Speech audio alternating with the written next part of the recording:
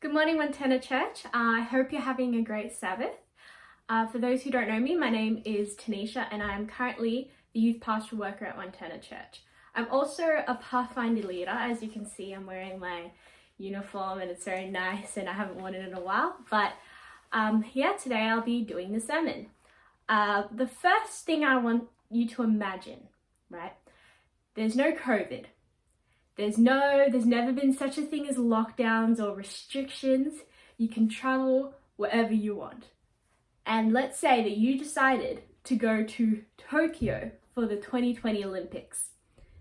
Now you're sitting in the audience to watch the women's swimming 100-meter freestyle. And you're sitting in the audience, you're waiting for the race to start when suddenly Emma McKeon comes out and has an interesting request. For those who don't know, Emma McKeon is a swimmer who won 5 gold medals this year at the Olympics. Her request is that she wants to race one person from the audience, swimming, one-on-one race. Now, you're in the audience. Would you agree to it? Would you put your hand up and say, I'll do it? Let me give you another example. Let's just say, instead of, traveling overseas to go to Tokyo, how about we stay in Australia, in Melbourne? And you are in the audience of the Australian Open when a tennis player has a very similar request. And that player would be, let's say, Ash Barty. She is currently the #1 player in the world at tennis. She's asking to do a one-on-one match with someone in the audience. Let's just say you put your hand up and you said, I'll do it. I'll go and do this competition with you. Do you think you'll be able to defeat them? Or do you think you'll lose? This is a really weird scenario to be in and probably won't happen in either of these situations. But the reason why I'm bringing this up is because this happened in the Bible. So we're going to go to the Bible to 1 Samuel chapter 17, where this situation happened. There was a warrior who wanted to fight an Israelite. And this person turns out to be Goliath. Now I want to give a bit of backstory on Goliath. Goliath is a very successful warrior for the Philistines. And in the Bible, in 1 Samuel 17, verses 4-7, it gives a bit of description of who he was. He wasn't just, the guy down the street. He wasn't just a person walking through, just pretty average looking person. He was a warrior that won every single battle he fought. Now, the description of Goliath in the Bible is found in 1 Samuel 17 verses 4-7. And it says, a champion named Goliath, who was from Gath, came out of the Philistine camp. His height was 6 cubits and a span. He had a bronze helmet on his head and wore a coat of scale armor of bronze, weighing 5,000 shekels. On his legs he wore bronze greaves, and a bronze javelin was slung on his back. His spear shaft was like a weaver's rod, and its iron point weighed 600 shekels. So to put it in today's measurements for us to all understand, Goliath was nearly 3 meters tall, and his coat of scaled armor of bronze weighed 57 kilograms. And the iron blade of the spear was 6.8 kilograms. Now, if you look at an average person, I'm sure they will not be able to carry armor and weapons that heavy, or even be that tall. You don't find anyone around here or anywhere being 3 meters tall. So this was a giant, literally. He had a few surnames, one of them being the Terrible Giant, another one being Broken Bones. So now that we know a bit about Goliath, let's go back to the story of where he wanted to challenge one of the Israelites. Who would fight Goliath? Now, for my 2 previous scenarios of McKeon and Barty, there was no reward that you would get if you won. But if you won against Goliath, you would be able to marry King Saul's daughter as your reward. Now, back in the day, this was a really good reward. Of course, anyone would want to marry the king's daughter. But even with this big reward, for 40 days, no one went to fight Goliath until there was one boy who went. Now, this boy had no experience in the war at all. He'd never been in an army before. He'd never been in a battle. But he put his hand up to say, I will go. And this boy, his name is David. Now, let's just say in my previous scenarios with McKean and Barty, let's just say you lost. Your, I guess, consequence, the result of it, were pretty much just you being embarrassed. People will be humiliating you. But then I guess after a few hours, you could just go about your day. But with Goliath, if you lost, you would die.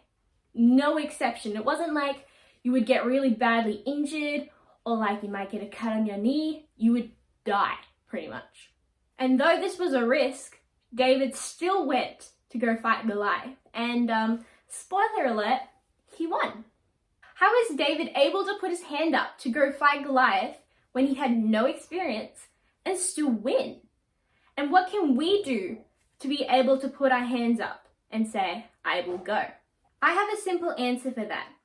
To win the battle, we must meet God. And when I say meet God, I don't mean go out to eat lunch with him every fortnight or to have a phone call with him every month or so. I mean, meet him on a personal level and grow your relationship with him. Once you've met God, then you'll be able to bring him with you through the different challenges of life with others and into the battle itself. Now let's see how David was able to meet God. David wasn't some strong guy who was training to fight, who had a passion to fight really. He was just a shepherd. And as a shepherd, you're not going to fight people, really. You're literally just protecting and watching the sheep. You know, the sheep graze in grass and you just have to stand there and watch. I mean, not really. You have to also protect the sheep as well. So from any animals that will try and eat the sheep. So in 1 Samuel 17 verse 34 and 35, David explains what he had to do to protect the sheep. He said, your servant has been keeping his father's sheep. When a lion or a bear came and carried off a sheep from the flock, I went after it, struck it, and rescued the sheep from its mouth. When it turned on me, I seized it by its hair and struck it and killed it. So here in this verse, we can see that David went through his own small battles as part of his job, fighting lions and bears off to protect the sheep. Now, it wasn't like he was doing this to prepare for an actual battle. He wasn't like, I'm going to become a shepherd, fight off some lions and some bears, so I can be prepared to fight Goliath in the future. I mean, that was never the intention. He never went and did this to be prepared. He did it as part of a necessity of his job. And though this wasn't specifically to prepare for a battle, it did prepare him. Not in the sense that it helped him gain some fighting skills, but in the sense that it helped him grow his spirituality, his relationship with God. David being in these tough situations would help David practice his faith with God. As long as he had God on his side, he knew that he would be able to defeat whatever came his way, whether that was a lion, whether that was a bear, and later on, whether it was a giant named Goliath.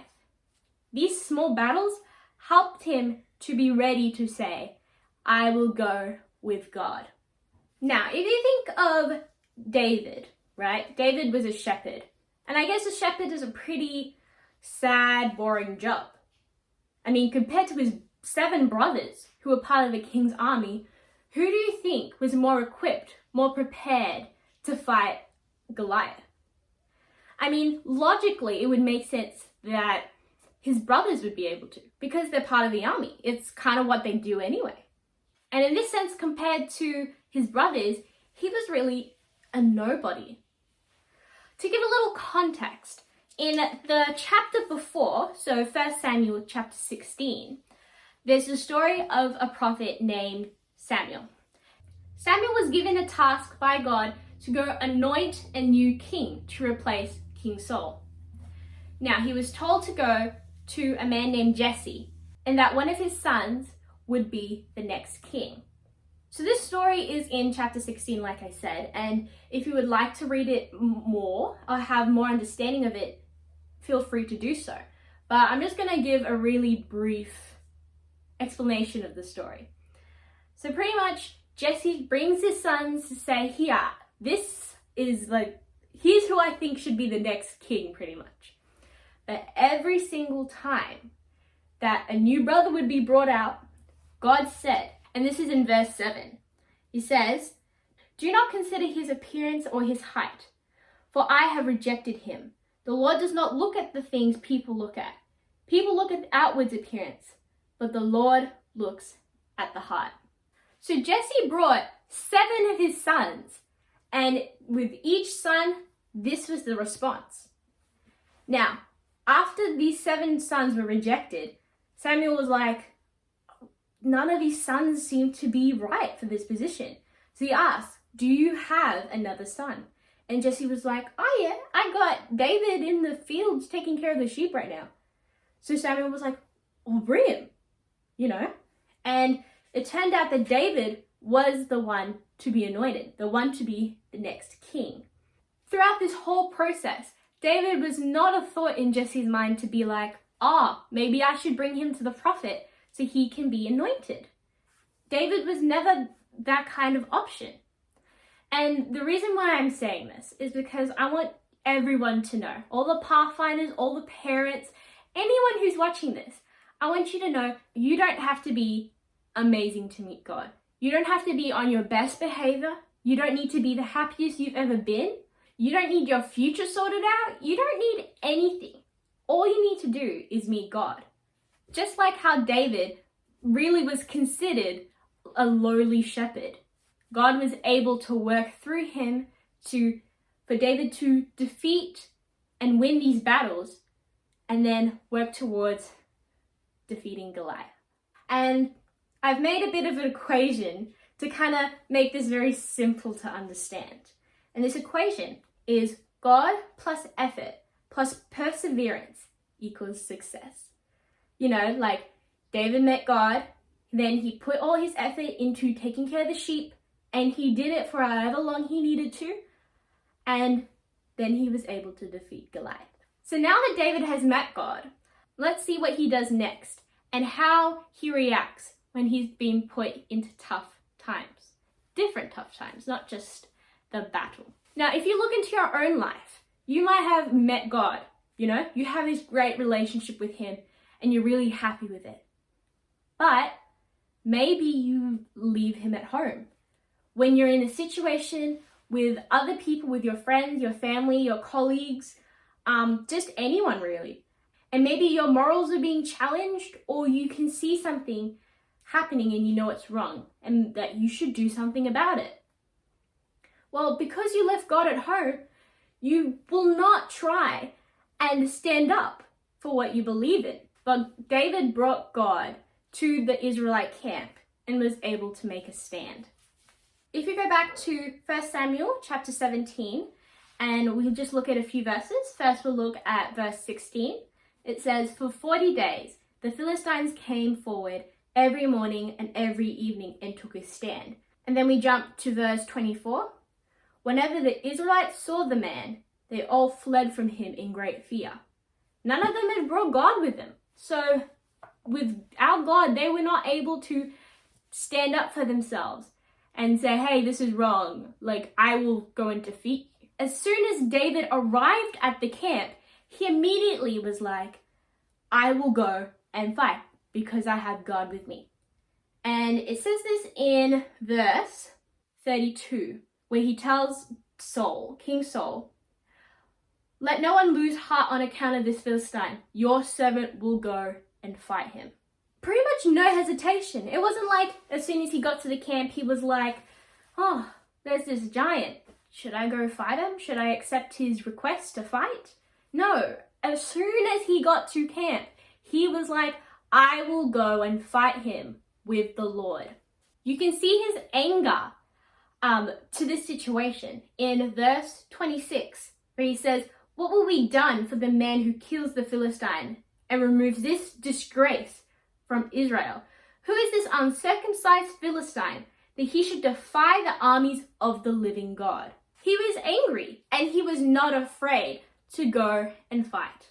David was angry and he was willing to go fight as long as he had God in his side, as long as he brought God with him. He knew that if he tried to fight Goliath on his own, he would not have a chance at surviving. But he knew as long as he had the Lord that he would be okay. Like he says in verse 37, where he says, "The Lord who rescued me from the paw of the lion and the paw of the bear will rescue me from the hands of this Philistine." We're still at the camp, the Israelite camp, and sure, we have Goliath as his battle, but Goliath wasn't the only struggle, wasn't the only challenge that was at the camp. Now, like I said in my previous examples with McKeon and Barty, you'd probably get some comments from the audience. When you put your hands up to say, "I will go," there will be people around and saying, "Oh, you can't do it. You're not able to beat them. Like, you don't stand a chance. You're not ready for that." And David got those same exact comments from his brothers, from the other Israelites, even from the king himself. Where in verse 33, King Saul says, You are not able to go out against the Philistines and fight him. You are only a young man, and he has been a warrior from his youth." But David lets him know that it is possible with God. And if we look back at verse 37, David says, "He will rescue me from the hands of the Philistine." He didn't say, "Oh, maybe God will rescue me." Oh, God can do it, but maybe he will, not sure. No, he said he will. He said he will be delivered. He will be able to fight Goliath as long as God is there with him. So now that we've met God, we have brought him to the camp, now it's time to bring him to battle. I want to share a story of my own. Since it is World Pathfinder Day, I want to share a bit about my pathfinding experience. I joined when I was 10 and I've pretty much been in it ever since. And I was able to have so many experiences that I wouldn't have otherwise.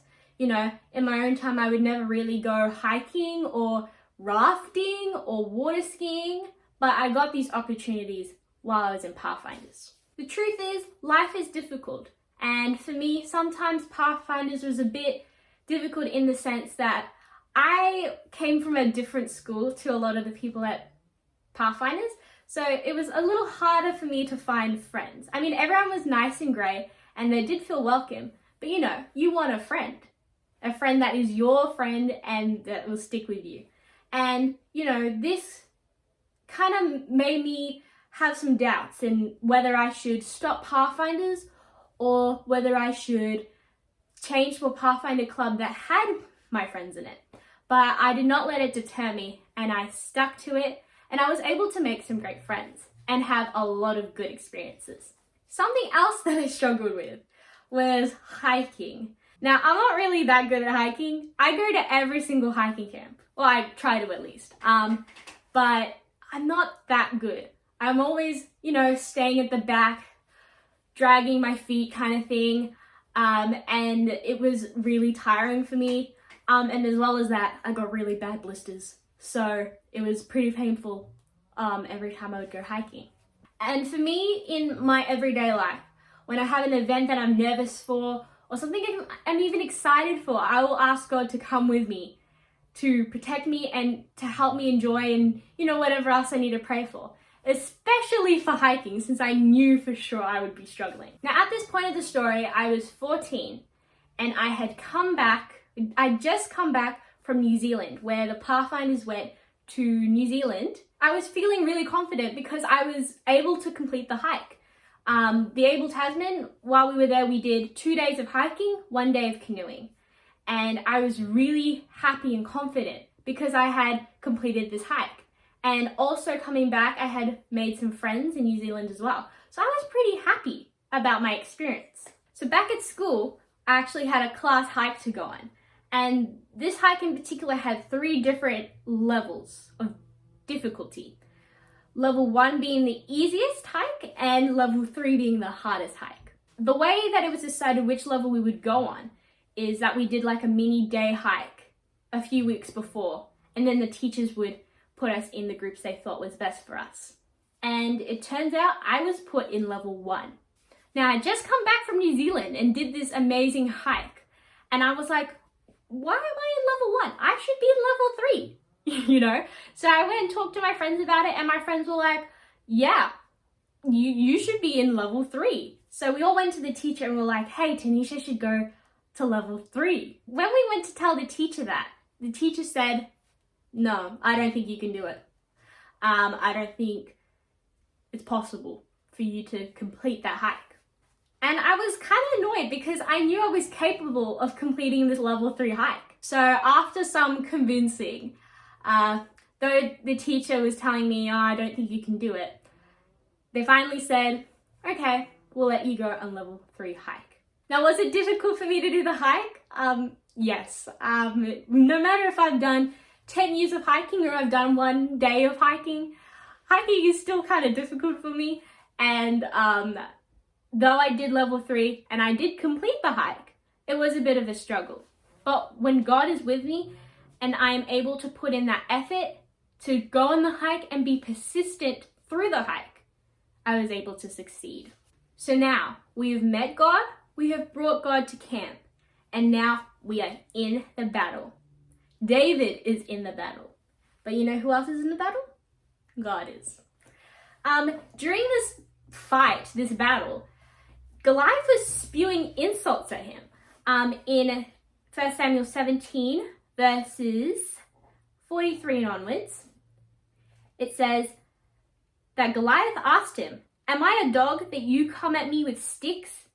And the Philistine cursed David by his gods. Come here, he said, and I'll give you flesh to the birds and the wild animals. David would not allow Goliath's insults. And he says in verse 45, you come against me with sword and spear and javelin, but I come against you in the name of the Lord Almighty, the God of the armies of Israel, whom you have defied. This day the Lord will deliver you into my hands, and I'll strike you down and cut off your head. This very day I will give the carcasses of the Philistine army to the birds and the wild animals, and the whole world will know that there is a God in Israel. Everything he says to Goliath is mentioning God. God is the only thing that David will talk about in this battle. Not, I know I will defeat you, but I know I will defeat you with God. God will defeat you.